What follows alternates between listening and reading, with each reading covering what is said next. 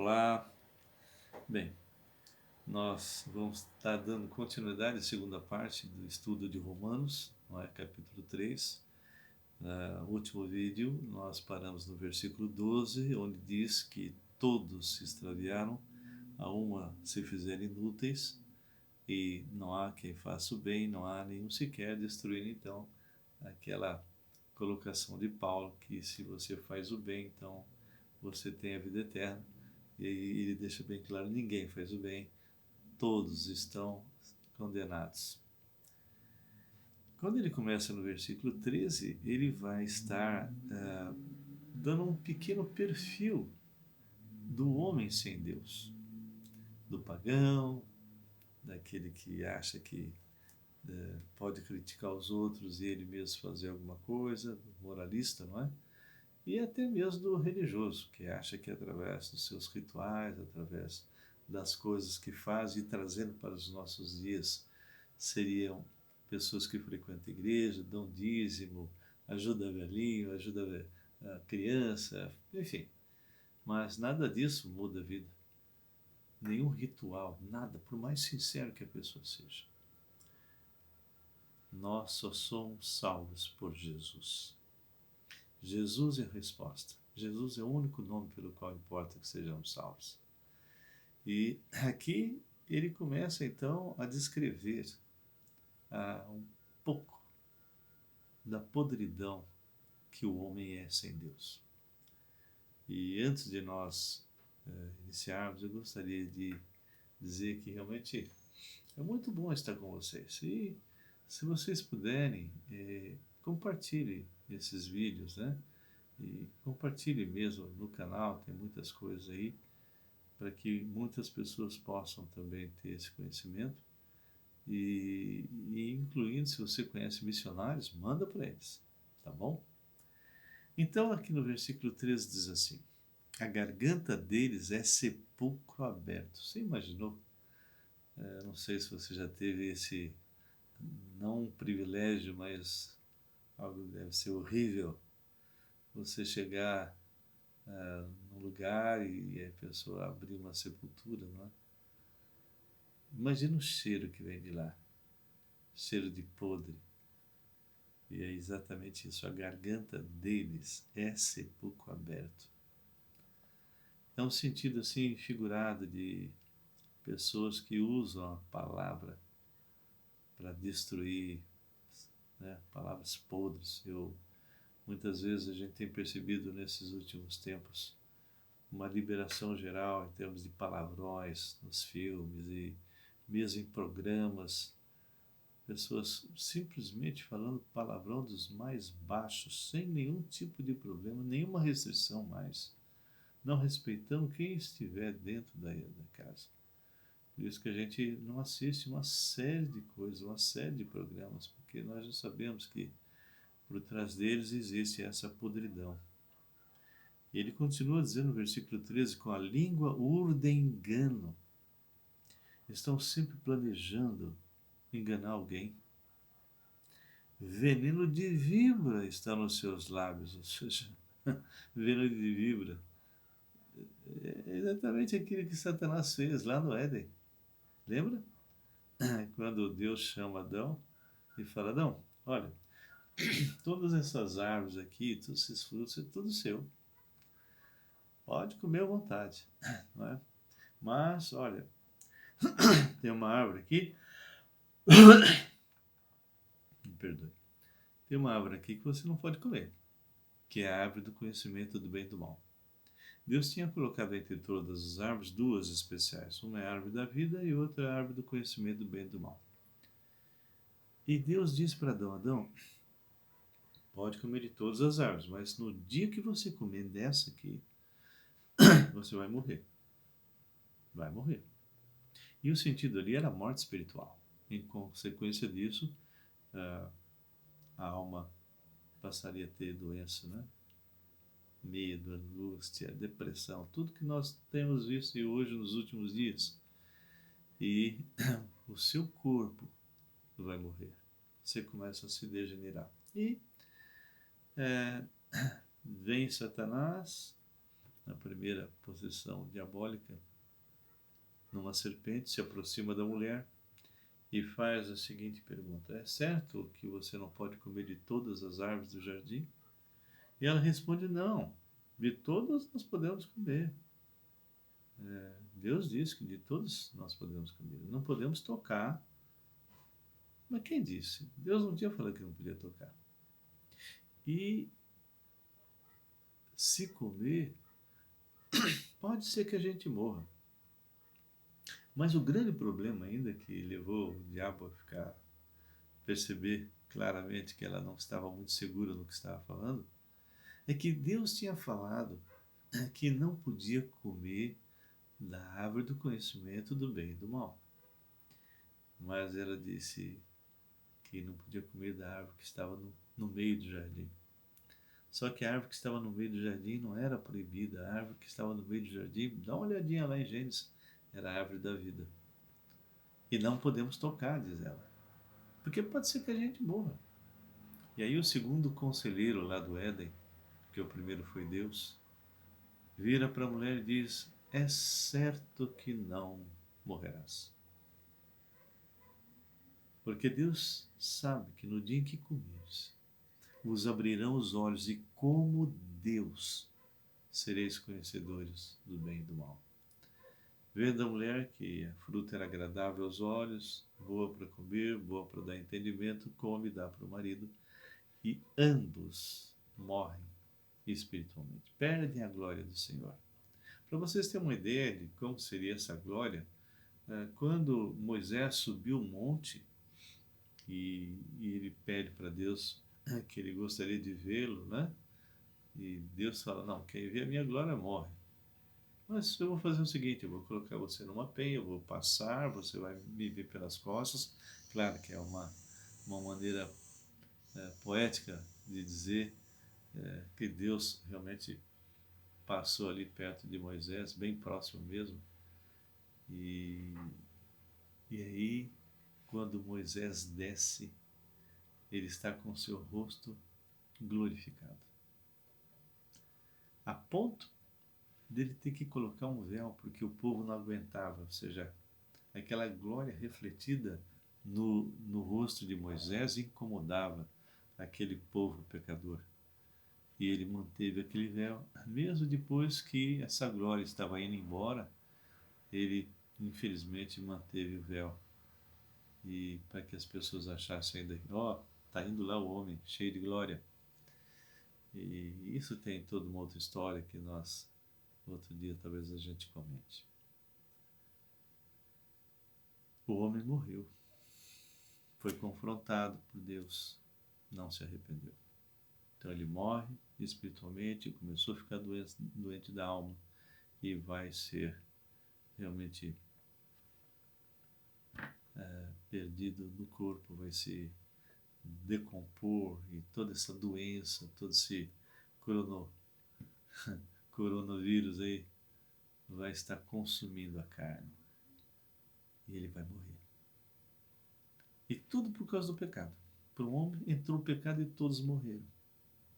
E a única forma de nós revertermos esse processo é quando nós realmente entendemos que Jesus Cristo é o único nome pelo qual importa que sejamos salvos.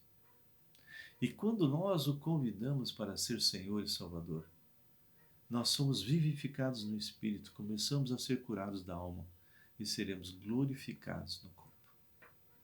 É isso que acontece. Mas, quando a gente vê o que a palavra fala a respeito do homem, é muito triste, porque ele começa a descrever algo assim que a gente fica muito triste mesmo, porque eu tenho encontrado pessoas assim nesse mundo.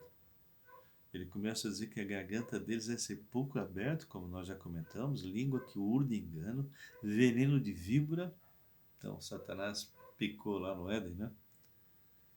E nós usamos então a nossa boca para lançar veneno, para fazer calúnias e tantas coisas, né? E diz que isso está nos seus lábios. A boca eles a têm cheias de maldição e de amargura. e são os seus pés velozes para derramar sangue. Nos seus caminhos há destruição e miséria. Desconhecem o caminho da paz. Não há temor de Deus diante dos seus olhos.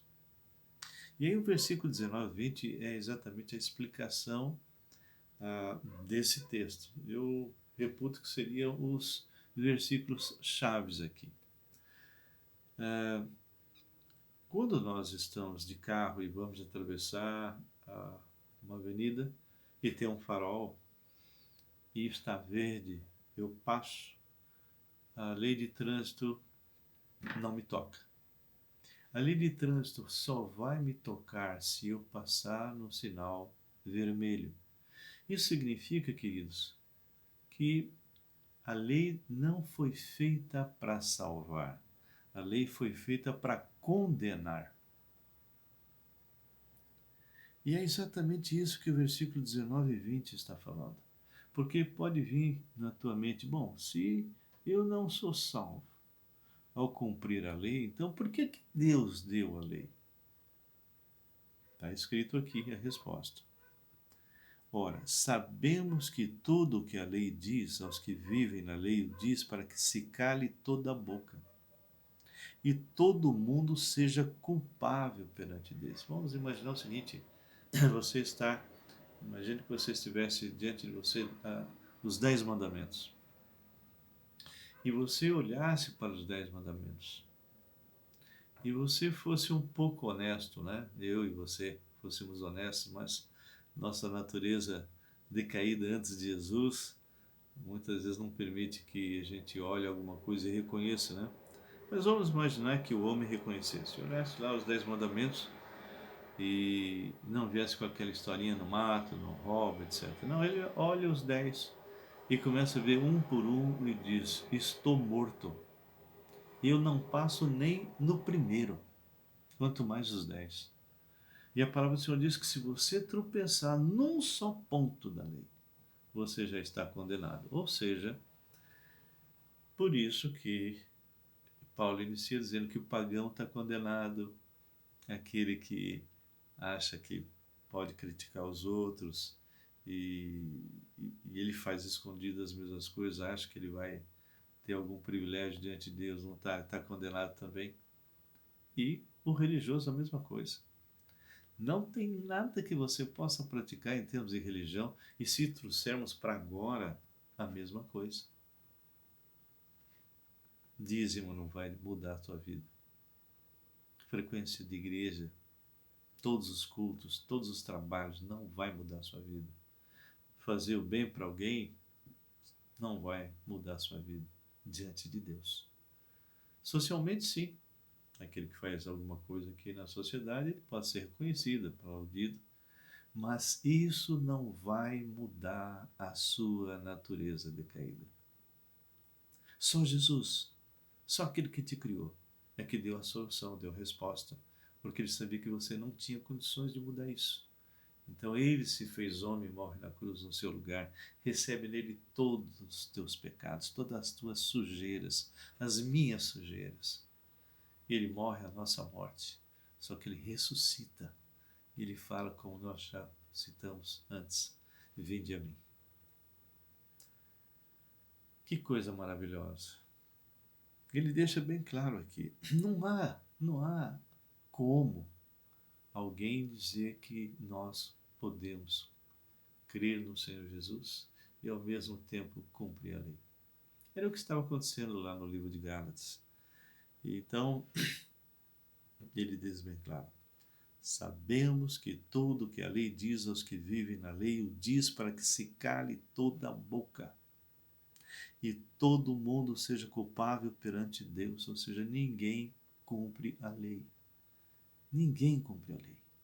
E se não cumpre a lei e está no segundo grupo, vai para o inferno mesmo. E ele completa, visto que ninguém será justificado diante dele por obras da lei, em razão de que pela lei vem o pleno conhecimento do pecado. Então, a lei foi dada só para isso. E ela entra em ação contra você quando você comete pecado. E você está debaixo de duas leis, a lei do pecado e da morte. Então não tem jeito. Não tem jeito. Você, infelizmente, vai ter problemas sérios aqui e depois. Não tem como fugir. Somente quando nós recebemos a Cristo, e nós já comentamos isso, nós somos libertos do império das trevas, somos colocados no reino do Senhor, né? Lá em Efésios 2,6 diz que nós já estamos assentados nas regiões celestiais em Cristo, somos enraizados em Cristo, mudamos de lei. A própria palavra em Romanos 8,1, que a gente vai estudar à frente, diz: agora, pois, nenhuma condenação há mais para aqueles que estão em Cristo Jesus, porque a lei do Espírito da vida em Cristo Jesus te livrou da lei do pecado e da morte. Então é uma metamorfose, somos arrancados com raiz e tudo desse mundo e somos enraizados em Cristo. Diante disso, meu irmão, minha irmã, nós só podemos nos regozijar porque nós temos a solução e ele vai apresentar agora. E ele continua só dizendo o pensamento, ele vai continuar esse pensamento para depois desfechar a solução. Mas agora sem lei, se manifestou a justiça de Deus testemunhada pela lei e pelos profetas, justiça de Deus mediante a fé em Jesus Cristo, para todos e sobre todos os que creem, porque não há distinção, pois todos pecaram e carecem da glória de Deus. Todos, todos sem exceção. Sendo justificados gratuitamente. Irmãos, isso aqui tem gente que não sabe, nunca leu, nunca foi ensinado. Acham que através de obras ele pode. Mas o próprio Paulo diz, porque pela graça sois salvos mediante a fé. E isso não vem de vós, é dom de Deus, não de obras, para que ninguém se glorie. Então é de graça, por sua graça, mediante a redenção que há em Cristo Jesus. O Senhor nos comprou. Nós estávamos na mão de outro Senhor e Ele nos comprou com o seu sangue. Essa foi a moeda.